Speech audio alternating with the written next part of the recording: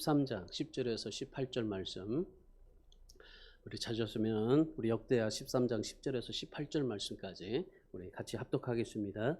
우리에게는 여호와께서 우리 하나님이 되시니 우리가 그를 배반하지 아니하였고 여호와를 섬기는 제사장이 있으니 아론의 자손이요 또 레위 사람들이 수종들어 매일 아침 저녁으로 여호와 앞에 번제를 드리며 분향하며 또 깨끗한 상에 진설병을 놓고 또 금 등잔대가 있어 그 등에 저녁마다 불을 켜나니 우리는 우리 하나님 여호와의 계명을 지키나 너희는 그를 배반하였느니라. 하나님이 우리와 함께 하사 우리의 머리가 되시고 그의 제사장들도 우리와 함께하여 전쟁의 나팔을 불어 너희를 공격하느니라. 이스라엘 자손들아 너희 조상들의 하나님 여호와와 싸우지 말라. 너희가 형통하지 못하리라. 여로보암이 유다의 뒤를 둘러 복병하였으므로 그 앞에는 이스라엘 사람들이 있고 그 뒤에는 복병이 있는지라. 유다 사람이 뒤를 돌아보고 자기 앞뒤에 적병으로 말미암아 여호와께 부르짖고 제사장들은 나팔을 부니라. 유다 사람들이 소리를 지르매 유다 사람이 소리 지를 때에 하나님이 여로보암과 온 이스라엘을 아비야와 유다 앞에서 치시니 이스라엘 자손이 유다 앞에서 도망하는지라. 하나님이 그들의 손에 넘기셨으므로 아비야와 그의 백성이 크게 무찌르니 이스라엘이 택한 병사들이 죽임을 당하고 엎드려진 자들이 50만 명이었더라. 그때에 이스라엘 자손이 항복하고 유다 자손이 이겼으니 이는 그들이 그들의 조상들의 하나님 여호와를 의지하였음이라. 아멘. 사람마다 세상을 사는 방식이 다릅니다. 각자가 다 다르겠지만은 우리가 어떤 선택을 하고 어떤 길을 가느냐 이것은 우리에게 참으로 중요합니다. 왜냐하면 우리가 바른 선택을 해야 우리에게 참된 축복과 행복을 경험할 수 있기 때문입니다. 여러분 신창원이라는 사람 잘 아시죠? 얼마나 똑똑한지 몰라요. 정말 이 범죄하기 전에는 얼마나 그 머리로 정말 뭐든지 할 수가 있었을 것 같은데 그 좋은 기술을 가지고도 사람을 섬기는 일을 사용했으면 너무나 좋았을 텐데 그런데 그의 인생의 방향을 잘못 정하니까 어떻게 됩니까? 결국 감옥에서 세월을 보내지 않습니까? 그래서 저는 인생에서 가장 중요한 게 뭐라고 생각하냐면요. 방향성이라고 생각을 해요. 우리가 어떤 방향을 가지고 가느냐 이건 우리에게 중요한 거예요. 여러분 하나님은 우리에게 보실 때에 내가 얼마나 똑똑하냐 무식하냐 이걸 따지지 않아요. 내가 얼마나 가졌느냐 가지지 못했느냐 내가 얼마나 많으냐 적으냐 이거 중요하지 않아요. 우리가 신앙생활할 때 하나님 앞에서는 우리가 인생에서 우리 자신 사람에게서는 그런 거를 따질 수 있겠지만은 그런데 사람에게서 따질 수 있지만은 그런데 하나님 앞에서는 그게 전혀 중요하지가 않아요. 여러분 내가 얼마나 많이 능력 있고 얼마나 무능하고 이거 전혀 상관이 없어요. 지성, 명성, 돈, 성공 여러분 이거 우리에게서 있어서 참 중요합니다. 인생이라면 우리 사람이라면은 내가 지성을 가지고 싶기도 하고 명성을 얻고 돈을 벌어서 성공하고 싶은 것이 우리 인간의 욕망이고 우리가 바라는 추구하는 목적입니다. 그런데 여러분 그것보다도 더 중요한 것이 있어요. 우리의 삶과 우리의 시선과 우리의 방향이 우리의 신앙의 방향이 어디를 향하고 있느냐 이것이 우리에게 중요한 거예요. 우리가 하나님을 향하고 하나님의 은혜를 알고 하나님 앞에서 어떻게 삶을 살아가느냐 이것이 우리에게 중요한 겁니다. 여러분 우리가 많은 사람들을 보세요. 감옥에 간 사람들이 그렇게 무능해서 감옥에 갑니까? 정말 잘나고 똑똑해도 그렇게 가잖아요. 요즘에 보세요. 정말 투기하고 뭐하고 해서 얼마나 국회의원 아들은 50억을 퇴직금으로 받아가지고 이런 사건들이 얼마나 비일비재해요. 여러분 생각해 보세요. 그들이 무능해서 그럽니까? 그들이 못나서 그럽니까? 못 가져서 그럽니까? 아니잖아요. 어떤 방향을 설정하고 어떻게 하나님 앞에 살았느냐에 따라서 달라지는 인생이 되는 겁니다. 여러분 우리는 나의 힘과 능력과 돈으로 살아가는 것이 아니라 하나님의 은혜를 힘입어서 살아가는 그런 존재가 그런 가치가 되어야 될 줄 믿습니다. 오늘 본문의 말씀해 보시면은 하나님의 은혜를 힘입으면 어떻게 되는지에 대해서 말씀해 주세요. 하나님의 은혜를 힘입고 살려면 어떻게 해야 되는지 그 비결을 말씀해 주고 있습니다. 이 말씀을 통해서 하나님의 은혜로 사는 법을 배우시고 하나님의 은혜 속에서 강한 자가 되시고 하나님의 은혜로 말미암아 여러분의 인생이 정말 하나님 안에서 평안하고 기뻐하고 하나님의 축복된 삶을 누릴 수 있기를 주님의 이름으로 축원합니다. 오늘 본문의 사건은 유다 왕 아비야 때 일어난 사건입니다. 북왕국 여로보암이 정예군 80만을 대군을 이끌고 남유다를 치러 왔어요. 40만 명이었어요. 그 당시에 남유다는 40만 명이었고 북왕국 이스라엘은 80만 대군이었어요. 그러니까 지금 남과 북이 전쟁하는 겁니다. 이게 80만을 데리고 와서 지금 유다를 치는 거예요. 근데 유다 백성들이 지금 80만 대군은 정예군만 뽑았어요. 특별하게 제일 잘하는 정말 특공대 그 80만을 뽑아서 데리고 왔어요.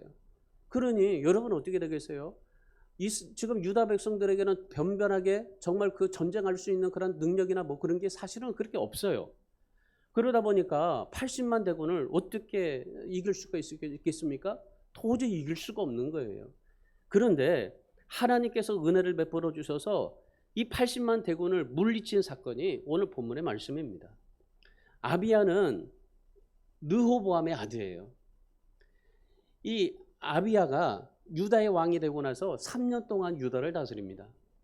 3년 동안 유다를 다스리는데 이 아비야가 어떤 그런 삶을 살았냐면은 부친 르호보암처럼 삶을 살았어요.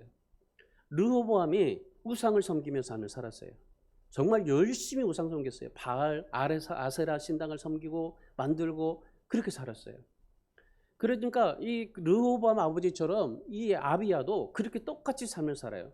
거기에다가 이 아비야는 더 하나 해요. 동성애까지 해요. 동성애까지. 그러니까 얼마나 하나님이 정말 이 아비야를 볼 때 얼마나 악한 왕이라고 생각하겠어요. 그러니까 하나님이 보시기에는 정말 악한 왕이었었어요. 여러분 이 정도면은 하나님께서 이 아비야를 그냥 내버려 두실까요? 정말 이 하나님의 은혜를 생각해 보면은 아비야는 전혀 이 하나님의 그 역사 속에서 있을 수가 없는 사람입니다. 그럼에도 불구하고 하나님의 은혜가 임하니까 이 나라가요 견고하게 돼요. 여러분 분명히 지금 그 여로보암처럼 많은 죄를 지어요. 르호보암이 지었던 모든 그런 우상들을 섬기고 죄를 지어서 그보다도 더 큰 일들을 해요. 그럼에도 불구하고 근데 이스라엘이 유다가 그냥 망하지 않냐고 예루살렘이 견고하게 돼요. 이유는 한 가지입니다. 그것이 뭐냐면 하나님의 은혜를 베풀어 주셨기 때문에 그래요. 다윗에게 베풀어 주신 은혜가 이 왕들에게 계속적으로 이어져요. 그리고 하나님의 은혜가 임하니까 이 아비야가 그렇게 죄를 지어서도 하나님께서 그 나라를 견고해 주게 하고 그리고 이 80만 대군을 물리치는 그런 사건을 역사를 경험하게 해줍니다. 사도 바울이 고린도전서 15장 10절에서 자신이 쓰임받는 이유를 그렇게 말했어요. 오직 하나님의 은혜라고. 내가 잘나서 된 것이 아니라 오직 하나님의 은혜 가운데서 내가 여기까지 왔다고. 사도 바울의 인생을 보면요 오직 하나님의 은혜예요. 자기 자랑할 수도 있지만은 자기 자랑이 없어요. 자기의 능력과 자기의 힘이 아니에요. 예수 그리스도를 믿는 그 가운데서 오직 하나님 앞에만 드리는 그런 삶을 살아요. 저번에 제가 말씀을 드렸죠. 이 사도 바울이 사울이었을 때 그때 바나바가 데리고 1년 동안 말씀 공부를 가르치고 그리고 바울이 정말 하나님 앞에 모든 삶을 다 걸었던 인생을 살게 되지 않았습니까? 1년 동안 하나님의 말씀을 배웠는데 이 바울이 1년 동안 하나님의 말씀을 배우면서 무엇을 생각했을까요? 하나님 앞에 철저하게 맡기고 하나님의 은혜로 살겠다고 고백하면서 1년 동안 말씀을 배우고 그리고 그가 오직 하나님의 은혜로 모든 인생을 살아요. 자기의 그런 능력과 경험과 그런 명성이 아니에요. 자기의 그런 능력이 아니에요. 오직 하나님의 은혜예요. 자기에게 능력이 있음에도 불구하고 능력이 아니라 오직 하나님의 은혜로 살아요. 여러분 우리가 이 그리스도인들은 이런 마음으로 살아야 돼요. 우리가 가지고 있는 내가 어떤 그런 능력이 있어서 내가 어떤 그런 재능이 있어서 삶을 살아가는 것이 아니라 하나님의 은혜로 삶을 살아갈 수 있는 하나님의 은혜로 살아갈 수 있는 법을 배우고 하나님의 은혜로 내 모든 삶을 살아갈 수 있는 그런 그리스도인이 되어야 될 줄 압니다. 그래서 사도 바울이요 디모데에게 무슨 말을 하냐면은 디모데를 부르고 디모데가 사역을 할 때 제일 먼저 당부한 말씀이 있어요. 디모데에게. 그게 뭐냐면은 디모데후서 2장 1절의 말씀해 보시면은 이 디모데에게 사도 바울이 뭐라고 말하냐면은 너 무슨 일을 하든지 예수 안에 있는 은혜 가운데서 강한 자가 되라. 무슨 일을 하든지 무슨 생각을 하든지 뭘 하든지 일어나든지 앉든지 밥을 먹든지 뭐 하든지 예수 안에 있는 은혜 가운데 강한 자가 되라. 오늘 정말 우리 주안의 교회 모든 성도님들도 예수 안에 있는 은혜의 강한 자가 되시길 바랍니다. 여러분, 내가 얼마나 많은 능력을 가지고 얼마나 많은 일을 하는 게 중요한 게 아니에요. 예수 안에서 강한 자가 돼야 돼요. 예수 안에 은혜의 강한 자가 돼야 돼요. 우리 성도들은 다 정말 하나님의 은혜 속에서 하나님의 은혜를 힘입고 하나님의 은혜의 강한 자가 되기를 주님의 이름으로 축원합니다. 오늘 우리에게 이 은혜가 필요한 거예요. 그렇다면은 하나님의 은혜를 힘입고 살기 위해서 우리가 어떻게 신앙생활을 해야 되느냐? 오늘 이 아비야와 유다 백성들이 하나님의 은혜를 힘입기 위해서 어떻게 했느냐? 오늘 이 비결이 나와요. 우리가 하나님의 은혜를 힘입고 살아가려면 어떻게 해야 되는지 세 가지 비결이 있습니다. 첫 번째가 뭐냐면은 예배에 힘써야 됩니다. 오늘 보면 11절 말씀 보세요. 11절 말씀에 같이 읽습니다. 매일 아침 저녁으로 여호와 앞에 번제를 드리며 분향하며 그랬어요. 매일 아침 저녁으로 여호와 앞에 번제를 드리며 분향하며. 여러분 지금 상황이 어떤 상황입니까? 지금 상황이 북이스라엘이 지금 남유다를 치러 80만 대군을 지금 데리고 진을 치고 있는 거예요. 앞, 뒤, 사방을 다 둘러싼 거예요. 80만 명이 그냥 유다를 완전히 다 둘러싸 버렸어요. 그 둘러싼 가운데서 지금 아비야와 유다 백성들이 지금 뭘 하고 있는 거예요? 매일 아침마다 저녁으로 여호와 앞에 번제를 드리고 분향하고 있는 거예요. 여러분, 하나님의 은혜를 힘입고 살려면요, 첫 번째로 예배를 소중히 여기셔야 돼요. 여러분, 예배는 하나님의 은혜가 흘러나오게 하는 통로인 겁니다. 여러분, 예배를 잘 드려서 내가 얼마나 하나님 앞에 축복받느냐? 아니에요. 물론 그것도 일수 있겠지만은, 그러나 근본적인 이유는요, 예배를 통해서 하나님의 은혜가 흘러넘치게 되는 거예요. 하나님의 은혜가 흘러넘치게 하려면 예배 하나님 앞에 소중히 여겨야 돼요. 여러분, 아무리 환경이 막히고 닫혀도 예배가 열리면요, 하나님의 은혜와 축복이 열리게 되어 있는 겁니다. 동방의 의인이었던 욥을 보십시오. 하루아침에 가족을 잃어요. 자식도 있죠. 자신의 몸은 만신창이가 돼요. 그래서 기왓장으로 자기가 긁으면서 삶을 살아갈 수밖에 없어요. 너무나 고통스러우니까, 아프니까. 그런데 그 가운데서 욥이 한 것이 무엇인 줄 아십니까? 하나님을 원망하고 내가 왜 이렇게 하나님 앞에 동방의 의인처럼 정말 나는 목숨을 걸고 하나님을 사랑하고 하나님을 의지하고 여기까지 왔는데 왜 하나님 나에게 이런 고통을 주십니까? 왜 하루아침에 자식을 다 다 가져가시고 그리고 전 재산도 가져가시고 그리고 내 몸이 만신창이 되어서 이렇게 기왓장으로 긁으면서 고통 중에 거해야 됩니까? 그렇게 원망하고 불평하지 않아요. 욥이 그런 상황 가운데서 무엇을 한 줄 아십니까? 욥기 1장 20절의 말씀에 이렇게 기록되고 있습니다. 우리 같이 한번 읽어보겠습니다. 시작. 욥이 일어나 겉옷을 찢고 머리털을 밀고 땅에 엎드려 예비하며. 우리는 정말 힘들며 답답하면은 우리가 뭔가 소원이 이루어지지 않으면 내가 뭐 기대했던 것이 이루어지지 않으면 기대 이상이 되지 않으면 모든 걸 다 포기할 수가밖에 없어요. 우리가 정말 내 삶이 힘들고 어려우면은 예배도 포기할 수밖에 없어요. 이것이 우리의 심정입니다. 우리 인생입니다. 근데 욥은 그렇게 고통을 받고 모든 것을 다 잃으면서도 그가 했던 것은 뭡니까? 일어난 겁니다. 겉옷을 찢고 머리털을 밀고 땅에 엎드려 하나님 앞에 예배한 겁니다. 그 인생의 욥이 어떻게 됩니까? 나중에는 갑절로 하나님 앞에 축복받지 않습니까? 오늘 아비야를 보세요. 자신의 부족합니다. 죄를 짓고 하나님 앞에 정말 악한 왕일 정도로 그렇게 하나님 앞에 정말 삶을 살았어요. 그럼에도 불구하고 전쟁에서 승리할 수 있었던 이유가 무엇입니까? 예배인 겁니다. 예배. 전쟁을 앞두고 아비야가 유다 백성들이 한 게 무엇입니까? 성전 제사를 멈추지 않았던 거예요. 그런데 구강국 여로보암은 어땠습니까? 왕이 되고 나서 그가 한 것이 뭐냐면은 거기에 있는 제사장들, 레인들 다 쫓아내버렸어요. 마치 이 평양에 공산당이 들어갔을 때 거기에 있는 모든 목사들 다 쫓아버리고 교회 다 문 닫게 하고 했잖아요. 그래서 그 평양에 있는 그 목사님들 다 한국으로 이 남한으로 내려왔잖아요. 똑같은 상황이에요. 여로보암이 왕이 돼서 제사장 레인들 다 쫓아내버렸어요. 그런데 지금 아비야는 어떻습니까? 아비야는 제사장과 레인들에게 매일매일마다 번제를 드리게 하고 분향하게 해요.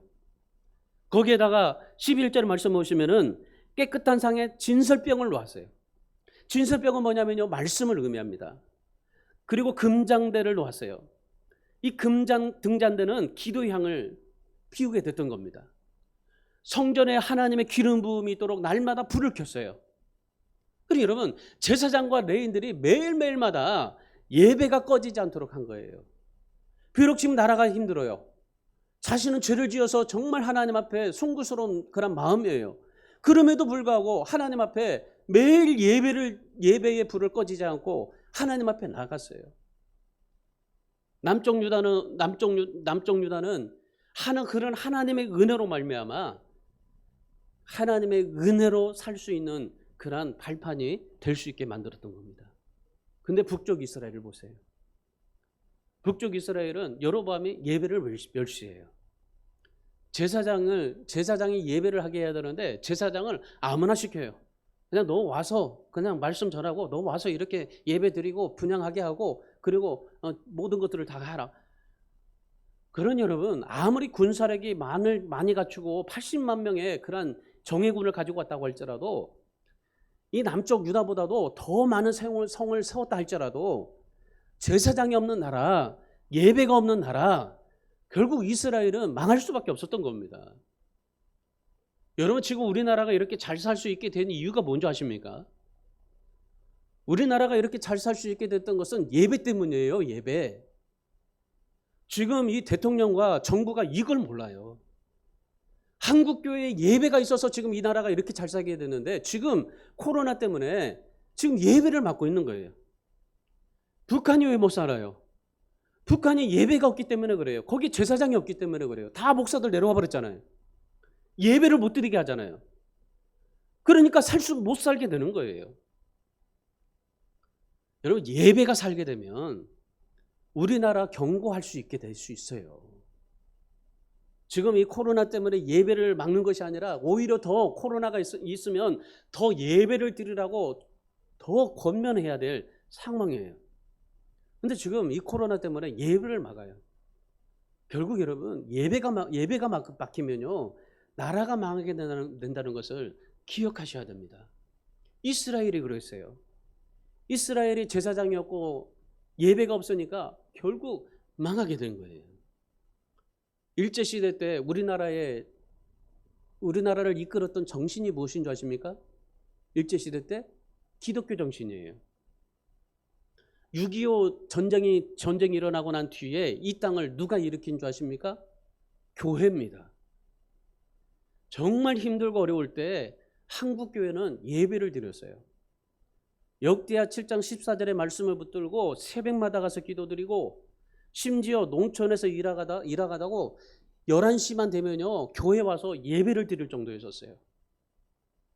그만큼 정말 일제시대, 6.25 동란시대 정말 여러 가지 어려운 상황을 겪었지만은 그러나 한국교회가 예배를 하나님 앞에 드리니까 하나님께서 그 예배를 통해서 하나님이 은혜를 베풀어 주시고 그 하나님의 은혜로 오늘 이 나라가 이렇게 잘 살게 되었던 겁니다. 근데 지금 오늘 우리 지금 이 시대의 예배를 보십시오.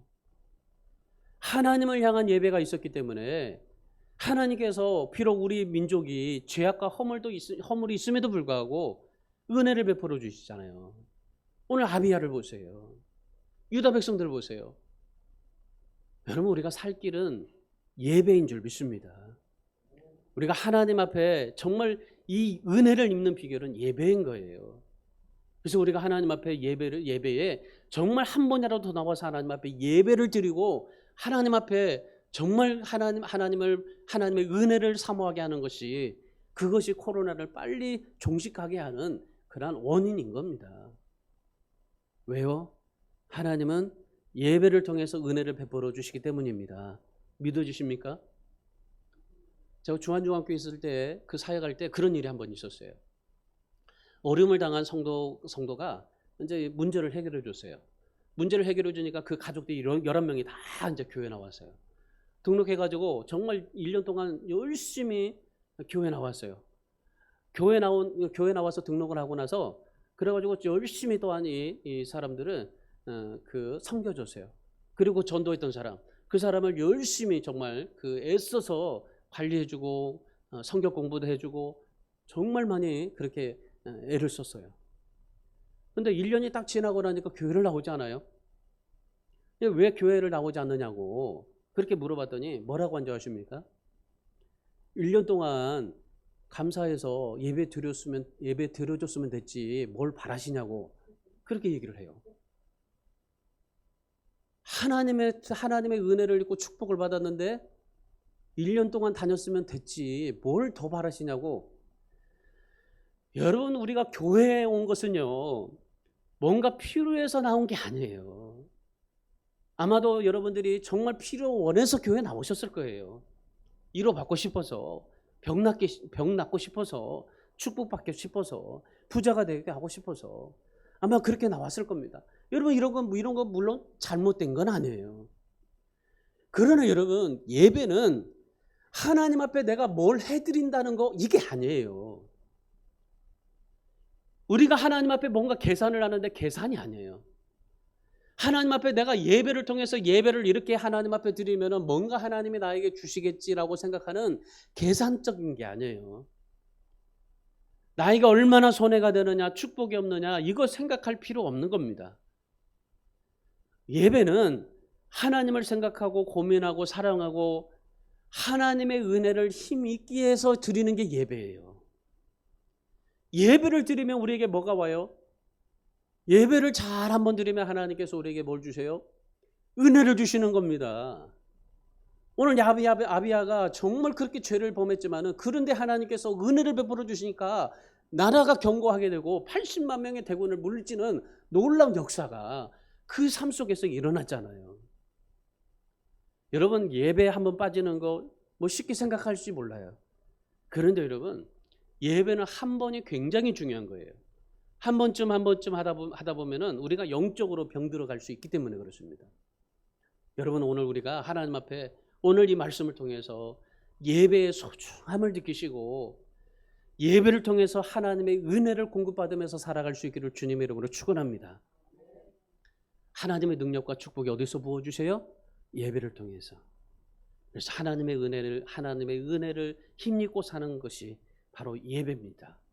그래서 정말 이 코로나로 답답한 마음, 정치와 경제로 숨막히는 현실, 고갈되는 정말 심령들 오늘 예배를 통해서 회복하시고 하나님의 은혜로 사는 저와 여러분이 되시기를 주님의 이름으로 축원합니다.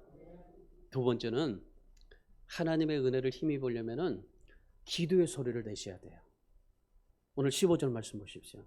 15절 말씀이 유다 사람이 소리 지를 때에 하나님의 여로보암과 온 이스라엘을 아비야와 유다 앞에서 치시니, 지금 여로보암이 정예군 80만의 대군을 모아서 예루살렘을 앞뒤로 다 포위했어요.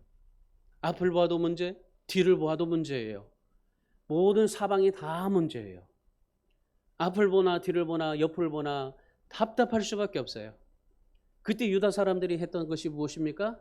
하나님 앞에 소리 질렀어요. 이 소리 지르는 건 기도했다는 겁니다. 하나님 앞에 소리친 거예요. 하나님 도와달라고 소리친 거예요. 우리가 힘들고 답답할 때 뭐 합니까? 여러분이 힘들고 답답할 때 뭘 해요? 소리쳐서 하나님 앞에 기도하세요. 하나님 살려주세요. 하나님 도와주세요. 이게 뭐가 정말 하나님 앞에서 창피한 겁니까? 아니에요. 오히려 하나님 앞에 살아가는 것이 살 수 있는 것이 바로 그 방법이에요. 소리치는 겁니다. 유다 백성들이 하나님 앞에 도와달라고 소리치니까 어떻게 됩니까? 여로보암의 80만의 적군도 어떻게 할 수가 없었어요. 세계 제2차 대전 때 이런 일화가 있어요. 영국과 독일이 치열하게 전쟁을 했습니다. 모든 것이 다 독일 쪽으로 우세를 했어요. 그러니까 그 영국은 다 이제 질 수밖에 없는 상황이었습니다. 1940년 9월에 나치의 공습이 있다고 하는 정보가 런던에 이제 왔어요. 레이더에 200대의 독일 비행기가 떴어요. 근데 그때 영국이 보유한 비행기는 고작 10대밖에 되지 않아요. 여러분 10대로 200대를 어떻게 이길 수가 있겠어요? 도저히 안 되는 겁니다. 계산해봐도 승산이 없어요. 그래도 어떻게 합니까? 10대라도 띄워야죠. 10대를 띄웠어요. 10대를 띄웠는데 그런데 기가 막힌 일이 벌어진 겁니다. 10대의 비행기가 뜨자마자 200대의 비행기가 갑자기 막 도망쳐버린 거예요. 어떻게 그런 일이 일어날 수 있겠어요? 한 10대의 비행기가 떴는데 200대가 다 물러난 거예요. 독일 비행기 200대가. 다들 이해할 수가 없었던 거예요. 나중에 독일의 공군포로 한 명을 잡았는데 그 운전했던 사람이에요. 200대 중에 한 사람. 근데 그 포로 때문에 왜 200대가 그렇게 도망했느냐라는 이유를 알게 된 거예요. 공군포로가 이렇게 말한 겁니다. 우리는 수천 대의 비행기가 뜨는 것을 봤다. 수천 대의 비행기가 뜨는 것을 보고 겁에 질려서 우리는 그냥 후퇴했을 뿐이다. 그리 한 거예요. 여러분 생각해 보세요. 어떻게 10대를 띄웠는데 수천 대로 보였을까요? 그리고 이 사람이 그렇게 얘기한 거예요. 독일인들은 밤 9시만 되면 공포에 사로잡히는데 당신네들은 도대체 9시만 되면 뭘 하냐고 물어본 거예요. 밤 9시에 영국 시민들은 뭘 한 줄 아십니까? 국회의사당 앞에서 모여서 기도한 거예요. 국회의사당에 모여서 기도하니까 그 기도의 힘을 입어서 하나님께서 10대를 수천 대로 보이게 하신 거예요. 여러분 알 수 없는 힘, 수천 대의 비행기가 어디서 나왔을까요? 기도의 힘에서 나온 줄 믿습니다. 여러분 그렇습니다. 하나님을 향한 기도의 소리가 작아지지 않냐고 우리가 커질 때, 그럴 때 하나님의 역사도 커진다는 사실을 기억하십시오. 하나님의 능력과 기도의 응답을 체험할수록 내게 믿음은 더 단단해지는 거예요. 여러분 하나님 앞에 믿음을 단단시키기를 원하면 정말 하나님 앞에 기도의 소리를 높이세요. 그리고 하나님 앞에 기도의 체험을 얻으세요. 마치 정말 이 10대의 비행기밖에 없는데 200대를 물리칠 수 없는 그런 상황이 우리에게 펼쳐질 때, 그럴 때 기도를 통해서 200대가 물러가는 역사를 경험할 수 있고, 그로 인해서 우리의 믿음이 더욱더 단단해지고 하나님 앞에 정말 기도의 소리를 높여서 하나님 앞에 기도의 응답을 이룰 뿐만 아니라 하나님의 은혜를 힘입고 살아갈 수 있는 저와 여러분이 되시기를 주님의 이름으로 축원합니다. 성경 보세요. 출애굽기 14장 16절에서 모세가 기도하니까 홍해가 열렸잖아요. 앞에는 홍해고 뒤에는 애국 군대입니다. 좌로 우로는 다 광야입니다. 그럴 때 뚫려있는 하늘을 보면서 하나님 앞에 기도했더니 하나님께서 홍해를 열어주시잖아요. 엘리야를 보세요. 가뭄으로 3년 반 동안 정말 가뭄이 있었을 때 그때 기도로 하늘문을 열고 비를 내리게 하지 않습니까? 히스기야는 이사야 38장 5절의 말씀해 보시면은 기도로 죽을 병을 고침받고 15년 동안 생명을 연장받지 않습니까? 그래서 히브리서 11장 1절에 뭐라고 말합니까? 믿음은 바라는 것들의 실상이요 보지 못하는 것들의 증거니라고 말씀했어요. 예수님께서는 마태복음 21장 22절에서 너희가 기도할 때에 무엇이든지 믿고 구하는 것은 다 받으리라. 할렐루야. 우리 사랑하는 여러분, 내 힘으로 내 노력으로 안 되는 거 기도의 소리 내면 됩니다. 기도의 소리 내고 오늘 유다 백성들처럼 소리 내세요. 기도 소리 내세요. 여러분이 교회에서든지 집에서든지 어떤 상황 속에서든지 길을 가든지 소리 내세요. 제가 언젠가는 길을 가다가 막 하나님 앞에 그렇게 기도 소리를 내니까 막 옆에서 창피하다고 막 그런 얘기도 해요. 여러분 하나님 앞에 정말 기도 소리를 내셔야 하나님이 은혜를 베풀어 주시고 기도에 놀라운 응답의 역사를 이루어 주시는 겁니다. 오늘 하나님의 은혜를 힘입는 두 번째 비결, 기도였어요. 기도는 하나님의 뜻에 나의 뜻을 맞추는 겁니다. 나의 자아가 하나님보다도 더 앞서가지 않는 겁니다. 나 중심의 기도는 응답을 기대하기는 어려운 거예요. 절대 응답받을 수 없습니다. 그러니 여러분, 단 한 번이라도, 단 한 번 기도하더라도요, 내가 원하는 기도가 아니라 하나님이 기뻐하시는 기도를 해보십시오. 그러면 그 기도를 통해서 하나님의 은혜가 임하게 되는, 기도 응답을 받게 되는 놀라운 역사가 있게 될 줄 믿습니다. 마지막 세 번째는 하나님의 온전함을 의지해야 돼요. 여러분 하나님을 의지하시는데 하나님의 온전함을 의지하셔야 돼요. 오늘 18절 말씀 보세요. 그때에 이스라엘 자손이 항복하고 유다 자손이 이겼으니 이는 그들이 그들의 조상의 하나님 여호와를 의지하였음이라. 오늘 유다 백성들이 이스라엘 백성들의 그 정예 80만 명의 그 군사를 이끌고 갈 때 50만 명이 죽었어요. 유다 백성들이 하나님 앞에 예배하고 기도하니까 하나님의 은혜를 베풀어 주셔서 여로보암의 80만 군대를 물리쳤습니다. 그리고 나서 이 유다 백성들이 아비야가 한 일이 무엇이냐면은 승리에 도취되지 않았어요. 그들이 한 게 뭐냐면은 하나님의 은혜를 계속 힘입게 해서 하나님의 온전함을 의지했습니다. 하나님을 더 의지한 거예요. 왜요? 하나님의 은혜가 계속 임할 수 있게. 그래서 이 아비야는 3년 동안 나라를 다스렸지만은 3년 동안 하나님께서 나라를 견고하게 만들어 주셨던 겁니다. 여러분 이것을 보면은 우리가 하나님 앞에 어떤 죄를 지었느냐, 어떤 허물이 있느냐, 우리가 어떤 하나님 앞에 악한 죄를 지었느냐, 이건 우리에게 정말 신앙에서 굉장히 중요한 일이지만은 그러나 여러분 하나님은 우리가 어떤 죄를 지었느냐, 어떤 악함이 있느냐, 그것보다 하나님의 은혜를 힘입고 살아가려고 하느냐, 이걸 보셔요. 우리 마음이 어떠하느냐, 이걸 보십니다. 우리 마음이 어떠하냐에 따라서 하나님의 은혜가 계속 이루어지는 거예요. 오늘 유다 백성과 아비야가 이 승리하고 난 뒤에도 하나님을 온전히 의지해요. 그러니까 하나님의 은혜가 계속 임하게 되는 거죠. 잠언 4장 23절에서 뭐라고 말합니까? 모든 지킬 만한 것 중에 너는 더욱 너의 마음을 지키라.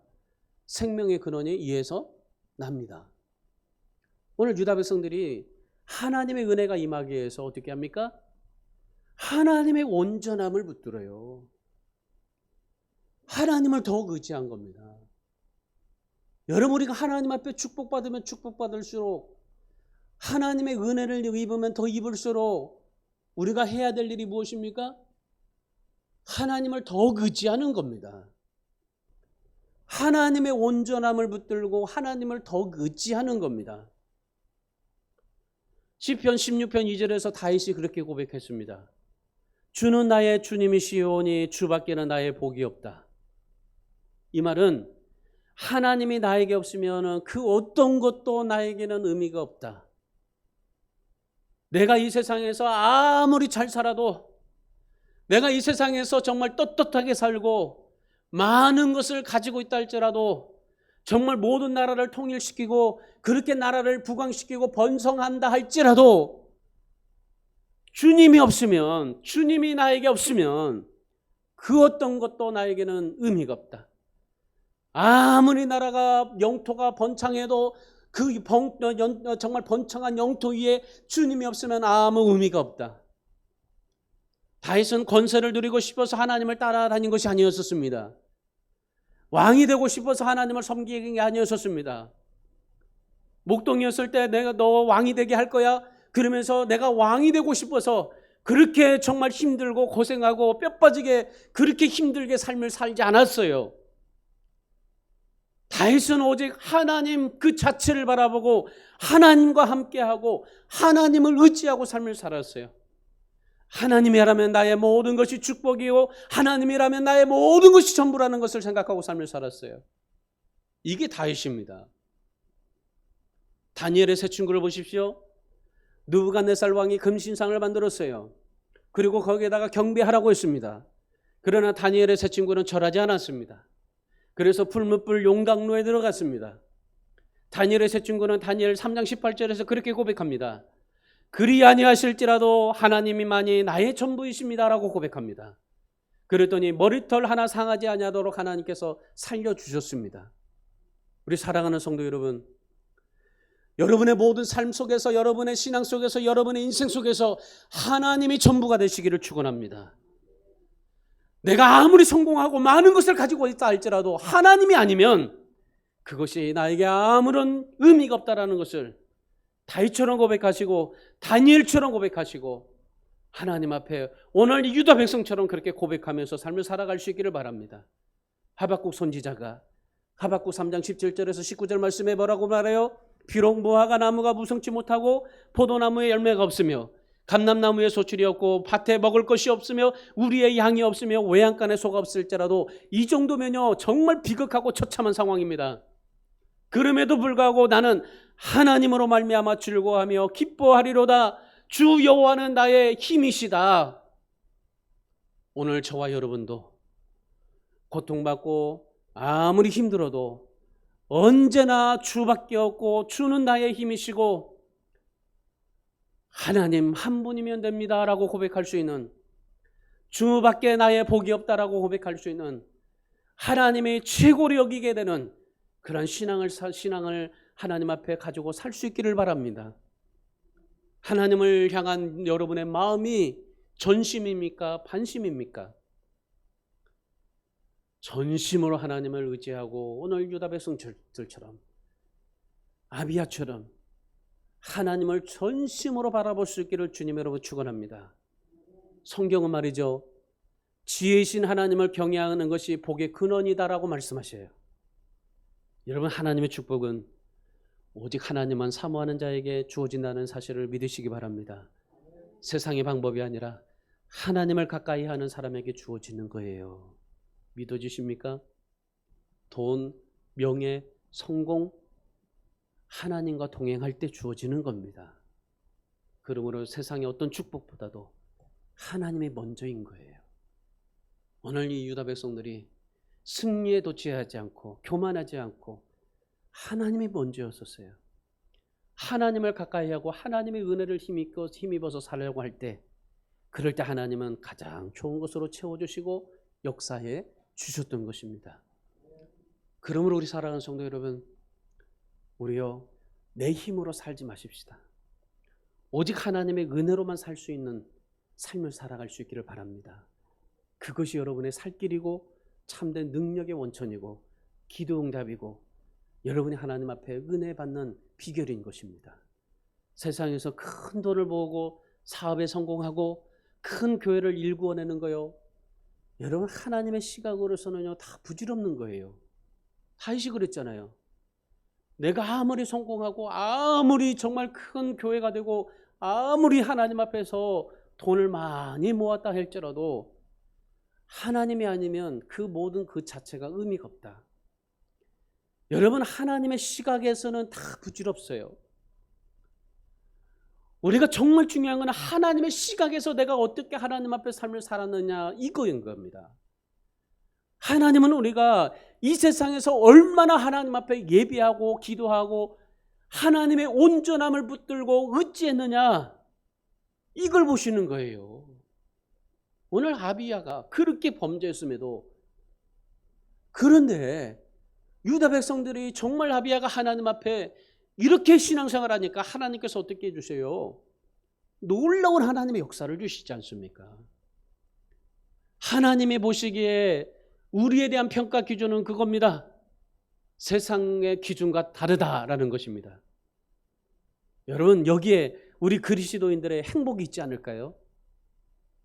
세상과 다르다. 하나님만이 주밖에 나의 복이 없다. 하나님만이 나의 전부이다 고백했더니 유다 백성들처럼 오늘 여러분도 하나님 앞에서 그런 행복과 응답과 기쁨을, 평안을, 안전을, 하나님의 은혜를 보장받고 살기를 주님의 이름으로 축원합니다. 기도하겠습니다.